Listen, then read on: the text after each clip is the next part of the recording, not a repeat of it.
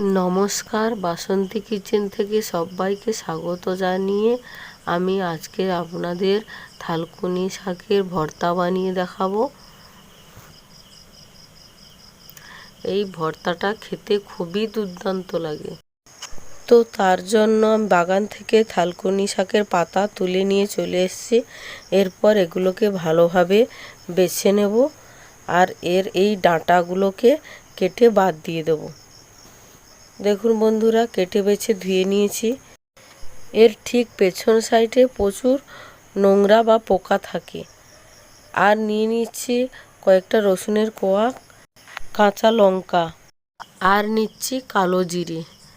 এরপর নিয়ে নিচ্ছি দুটো পেঁয়াজ কুচানো। এরপর আমি মিক্সি করে নেব। তার জন্য মিক্সিং জারে আমি সব কিছু দিয়ে দিচ্ছি।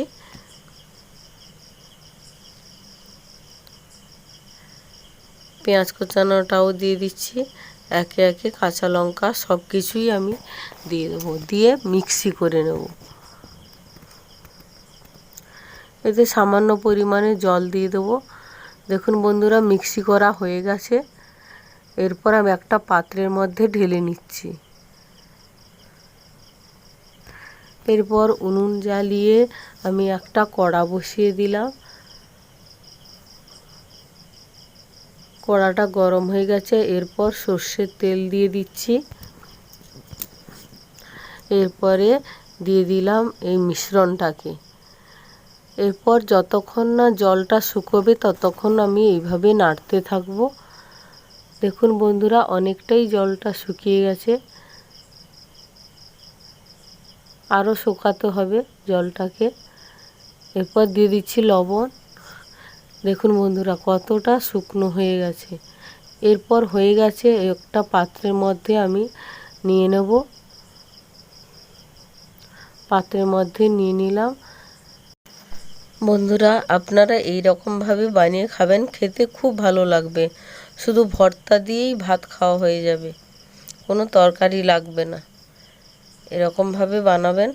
আমি আপনাদেরকে আগে দেখিয়েছি থালকুনি শাকের বড়া আমার ভিডিওতে। যারা দেখেননি, দেখে অবশ্যই কমেন্ট করবেন কীরকম হয়েছে আর ভর্তাটাও কীরকম হয়েছে। বন্ধুদের এখানে একটা কথা জানানো হয়নি, এটা একটু খেতে একটু কষাটি ভাব লাগে। আপনারা চাইলে এখানে চিনিও একটু ব্যবহার করতে পারেন। তো আমি এখানে চিনি ব্যবহার করিনি। গ্রামের দিকে এই শাকগুলো প্রচুরই পাওয়া যায়, আর যাদের পাওয়া যায় না তারা বাজার থেকে কিনে নেবেন আর এই রকমভাবে বানিয়ে খাবেন। বন্ধুরা, যদি আমার এই রেসিপিটা ভালো লেগে থাকে, লাইক কমেন্ট শেয়ার করবেন এবং সাবস্ক্রাইব করে আমার পাশে থাকবেন। বন্ধুরা, ভালো থাকবেন।